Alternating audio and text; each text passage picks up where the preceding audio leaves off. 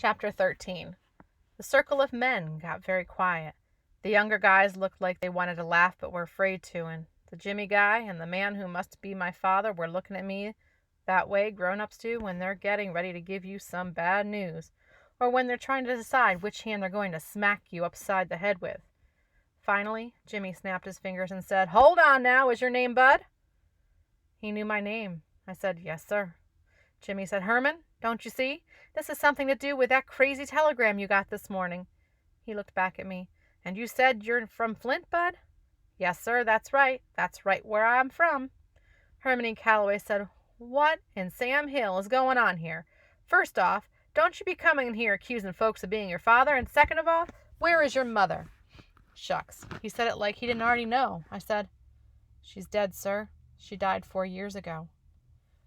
Herman E. Calloway said, "I'm truly sorry to hear that, but it's obvious that you are a disturbed young man and you don't have a clue who your father is. You just tell us who's looking after you now and we'll send you back wherever it is you belong." "I belong with you now, sir." Herman E. Calloway said, "Now you look here."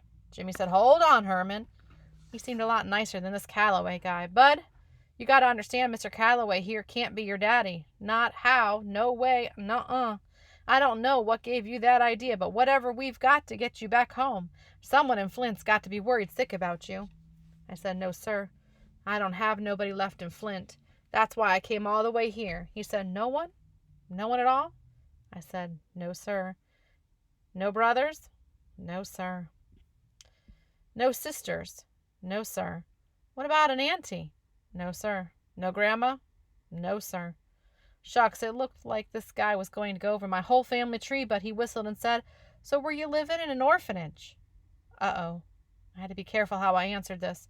One wrong answer and I could tell that these guys were ready to give me up to the cops or give me a one-way ticket back to the home. I said, "Well, sir, I had some problems with some folks that were supposed to be looking after me, and after I hid their shotgun and poured water all over Todd Amos, I busted out of this shed and had to go on the lam, and then I thought it was about time I came and met my father because it's been—" He raised his hand to stop me. "That's fine, son, but just answer what I asked you. What orphanage were you in?" "Well, sir, I used to be in a home, and then I wasn't, and then I was, with some people that were kind of mean, and then I tried to find Miss Hill, but she moved all the way to Chicago, and that was too far to walk, so—" He raised his hand again to shut me up. "Hold on, Bud. Do me a favor. Go wait by that door for a minute." He pointed to the side of the stage. I walked over and waited to see what was going to happen. I tried pushing the door open a little bit in case I had to make a quick escape, but it was jammed tight. I'd have to leave out the same door I came in. The man Jimmy and the guy who had to be my daddy started whispering. After a while, Herman E. Calloway raised his arms and said, "Hey, but don't forget, this is your little red wagon. You pull it if you want." Jimmy said, "Fair enough." He waved me back onto the stage. "Bud," he said, "you look like you might be a little hungry, so I'll tell you what we're going to do. We're all done rehearsing and we're about to head over to the Sweet Pea. You're invited to come along under one condition." "What, sir?" "Once you get something in your belly, you've got to be straight with me. You've got some explaining to do. We'll feed you, but you've got to tell us the truth. Do we have a deal?" He stuck his hand out for me to shake, but I wanted to know what I was getting myself into. "What's the Sweet Pea, sir?" "Best restaurant in Grand Rapids. It is a deal. I don't know how grown-ups can tell I'm always so doggone hungry, but I sure wasn't going to turn down getting my very first real restaurant food." I grabbed his hand and made sure I gave it a hard squeeze like Mama told me to and said, "Yes, sir. Thank you, sir." He smiled, "No problem." Herman E. Calloway said, "Well, James, like I said, if he's going to be doing some explaining, it's got to be to you. I don't need to listen to this scamp's nonsense while I'm trying to digest my supper." He stuck a pipe that wasn't lit into his mouth and walked off the stage. Shucks, if my father had to be so doggone old, I was starting to wish that Lefty Lewis or this Jimmy guy were him. Herman E. Calloway seemed like he was going to be hard to get along with. The horn player said, "Little man, my name is Jimmy Wesley. You can call me Mr. Jimmy." "Yes, sir." He pointed at the younger men. "The drummer here is Doug, the thug, tenant. The sax man is Harrison Eddy, Steady Patrick." The saxophone player said, "Aw, man, it's not Eddie Steady. It's Steady Eddie. Steady Eddie Patrick." Mr. Jimmy said, "Uh-huh. And on trombone we have Chug, Doo-Doo Bug, Cross, And the palest member of the band on piano is Roy Dirty Deed Breed. He shook his head again and said, Lord knows why these young musicians can't just leave the perfectly good names their mamas gave them alone. But for some reason they can't. Anyway, fellas, this here is Bud. What was your last name, Bud? Caldwell, sir. This here's Bud Caldwell. He's going to be our guest over at the Sweet Pea for dinner. Y'all say hello to the little man and make him feel comfortable. The thug said, What's the word, Bud? Dirty Deed said, How you doing? Doo-Doo Bug said, Welcome, little stuff. Steady Eddie said, Good to meet you, my man. I said, Pleased to meet you. Mr. Jimmy told them, All right, he'll ride over with you four. Me and Herm will meet you there. The sax man, Steady Eddie, said, All right, Mr. Jimmy. We'll finish loading up. The Jimmy guy went out the front door. The sax man told me, Come on, little man. If Mr. Jimmy's going to spring for your supper, the least you can do is help load the car. Grab that case over there and put it in the trunk of the Buick out back. He pointed to a long, skinny black suitcase that had a leather handle on top of it and said, And be careful. That's my bread and butter in there.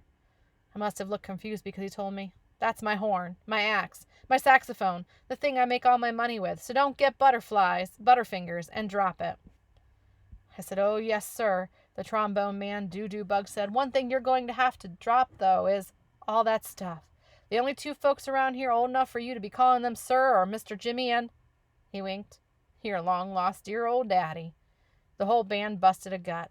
The thug said, I'ma let you in on a little secret, my man. I think the only reason Mr. C is denying he's your daddy is 'cause you went and hurt his feelings. How? I didn't do nothing to him. There it is. That's just what I mean. Here you two are getting together for the first time, and you didn't show the man no love. He looked over at Doo-Doo Bug. Bug, did you see any love being passed from this boy to his daddy? Doo-Doo Bug said, You leave me out of your nonsense. The thug kept going, Shoot, man, seems to me like you should have given the man his props. Seems to me like you should have given the man a whole lot more affection. You see, I know Mr. C better than most folks do. I know that beneath that cold-hearted, evil, wicked, nasty, mean... Doo-Doo Bug said, Don't forget Cheap. Cheap's got to be in there somewhere. The thug said, You know Cheap's right up high on the list, but, as I was saying, beneath all that fester and nastiness is a tender, kind, loving human being. Why, I'll bet you dollars to donuts that he's outside right now sitting on that Packard, sobbing openly about how you shunned him. When you get to the Sweet Pea, rushing right up onto him, give him a big hug, yell out, Daddy! Then plant a big juicy kiss right on the top of his shiny bald head. Shoot, you do that and you'll be in his will so quick your head will spin. I put this thug guy on my list of people not to pay any mind to. Hermione Calloway seemed like the kind of person that would rather get bit in the behind by a snaggletooth mule than have anybody give him a kiss. Steady Eddie said, Let's not get the little man killed before he's had a chance to eat. Thug. Son, I hope you've got sense enough to let what he's telling you to go in one ear and find the nearest exit. You just steer clear of Mr. C for a while. He's not someone you want to toy with, and for goodness sakes, whatever you do, don't call him Daddy or Papa or anything that's going to give anyone the idea you two are kin. You hear? These guys really thought I was dumb. I said, Yes, sir. But isn't it just like my luck to come clean across the state to find my daddy, and he turns out to be a mean old coot? I slapped my hand over my mouth. I knew better than saying something like this out loud, but it just fell out of my mouth before I could swallow it down. This was Bud Caldwell's rules and things to have a funner life and make a better liar out of yourself, rule number 63. Rules and things number 63. Never, ever say something bad about someone you don't know, especially when you're around a bunch of strangers. You never can tell who might be kin to that person or who might be a lip-flapping, big-mouthed spy.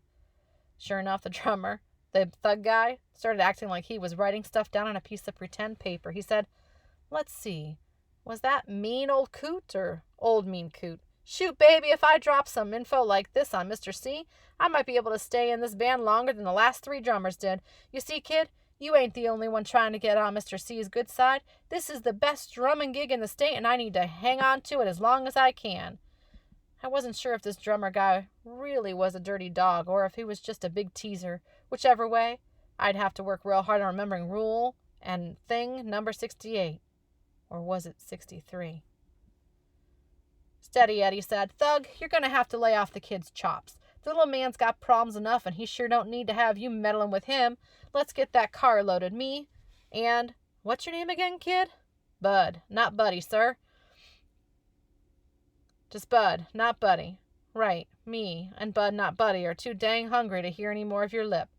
Of all the dusky devastators of the Depression or the Nubian Nights, Steady Eddie is my favorite. We loaded a bunch of funny-shaped black suitcases in the trunk of a big old black Buick, then climbed in. I got to the back seat and sat between Dirty Deed and Steady Eddie with my suitcase on my lap. Doo-Doo Bug got behind the steering wheel, and the thug got in beside him. The thug said, "So, Bud, not Buddy, I'm gonna come right out and ask what's on everyone else's mind. How'd you find out Mr. C was your daddy?" "My mother let me know." Thug said, I ain't trying to be funny, and I never play the dozens on no one. But let me ask you, was your mama, how can I put this? Was your mama as old as sand when she had you?" Steady Eddie said, "Man, leave the kid alone. You got no call to go prying into his life." I never minded talking about my mama, so I told the thug. "Yes, sir, she was pretty old when I was born." The thug said, "Shoot. I knew she had to be either old or crazy to have anything to do with that man. How old was she, 80? Or was she blind?" I said, "No, sir, she was old, but her eyes didn't go bad yet. She was 20 when I was born, and she was 26 when she died." The news always kills any conversation you're having with grown folks. The dusky devastators got as quiet as some mice with bedroom slippers on.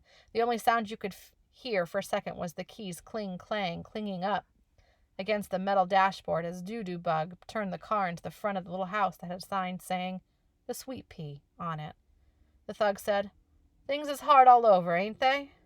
Steady Eddie said, "You're all right, little man. You're a tough little nut. I like that. Most folks your age would be bawling their eyes out if they got teased as hard as that fool drummer was teasing you, but you ain't even close to crying, are you?" I said, "No, sir. I don't know why, but my eyes don't cry no more." Steady Eddie said, "I like that. My eyes don't cry no more. You mind if I borrow that? That sounds like a real great name for a song." I said, "No, sir, I don't mind at all." He reached over and rubbed his hand over my head and said, "Yeah, you're all right, little fella, and don't you worry none too much about that thug, Mr. C. Changes drummers the way most folks change their drawers. What you see in that front seat is a man on borrowed time." Thug said, "Aw, man, what did you hear?" Doo-Doo Bug cut the car off and said, "All right, gentlemen, that's enough. Let's go stuff our craws."